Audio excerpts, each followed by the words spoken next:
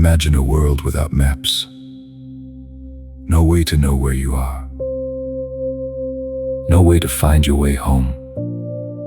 No way to plan a journey. No way to claim land. No way to understand the shape of the world. This was the world of our ancestors, until someone drew the first line, and that line changed everything.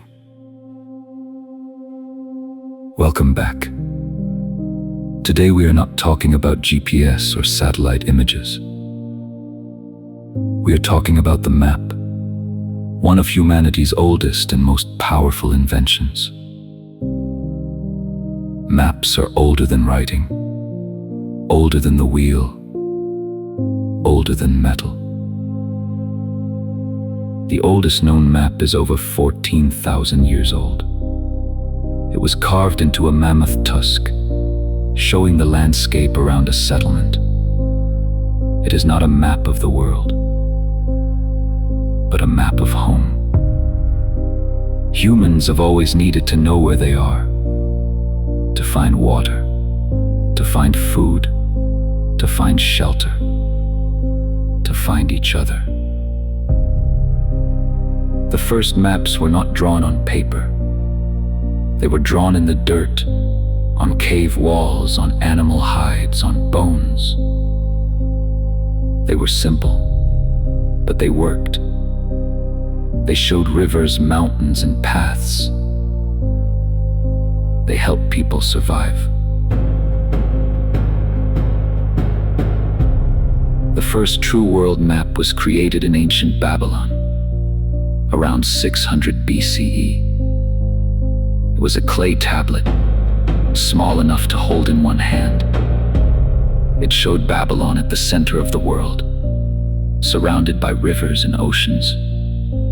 It was not accurate, but it was powerful. It showed how people saw themselves. The Babylonians believed that the world was flat, and that they were at its center. This belief lasted for thousands of years. The Greeks changed everything. In the 6th century BCE, a philosopher named Anaximander drew the first map of the known world. He believed that the earth was a cylinder, and that the world was round. He was right. But no one believed him. Then came Eratosthenes, a librarian in Alexandria. In 240 BCE, he calculated the circumference of the earth, using shadows and geometry. He was off by only 2%. He knew the world was round, and he had the numbers to prove it. But his work was lost, and the idea of a round earth faded. The Romans also made maps. They created road maps, showing the routes of their empire. They used them to move armies, trade goods, and spread their culture. The Romans knew that maps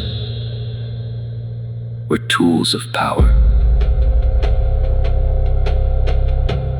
In the 2nd century CE, a Greek-Roman scholar named Ptolemy created the most detailed map of the ancient world.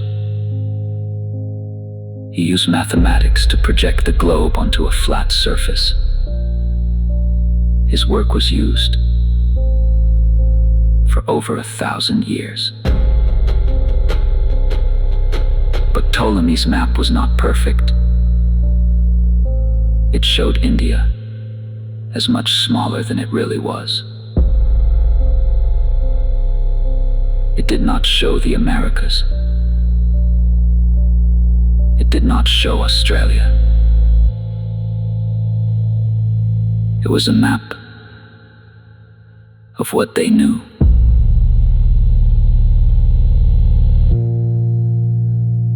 not what was there.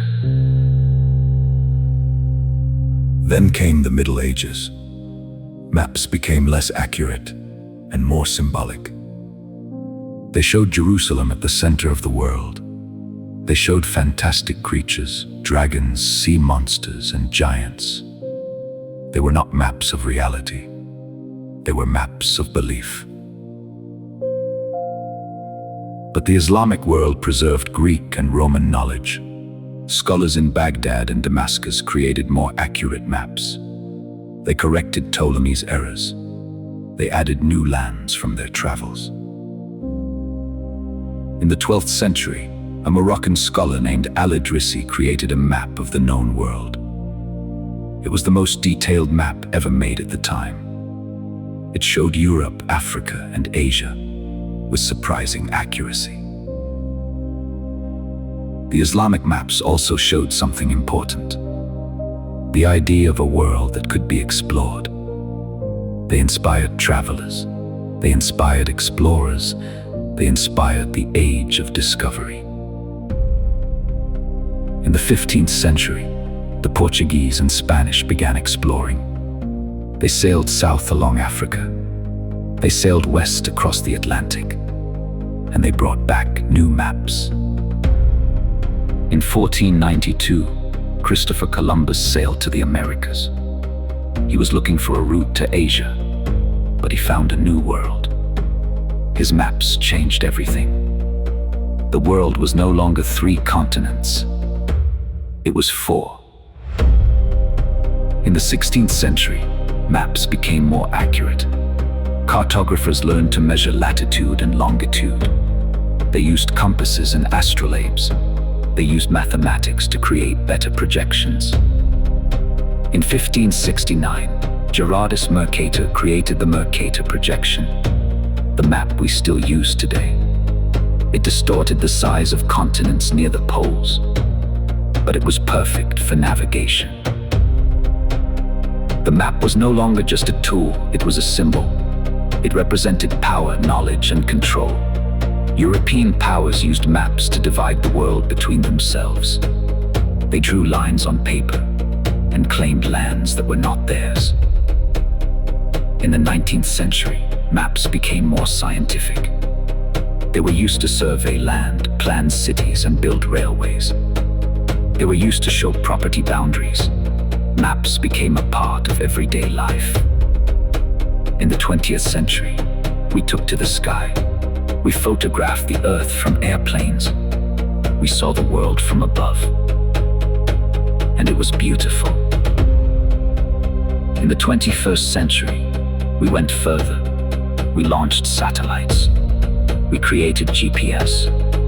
We can now see our own house from space. Maps are no longer just paper.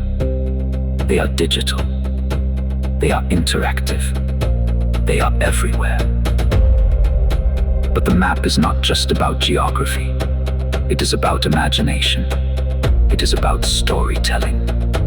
It is about the human desire to understand our place in the world. The next time you look at a map, remember, you are seeing thousands of years of exploration, science, and human curiosity. You are seeing the world through the eyes of our ancestors and our own. If you want more stories about humanity's greatest discoveries, hit subscribe, because the first sparks were just the beginning. I will see you in the next curiosity, maybe about writing or agriculture. What ancient discovery should I uncover next? Comment below.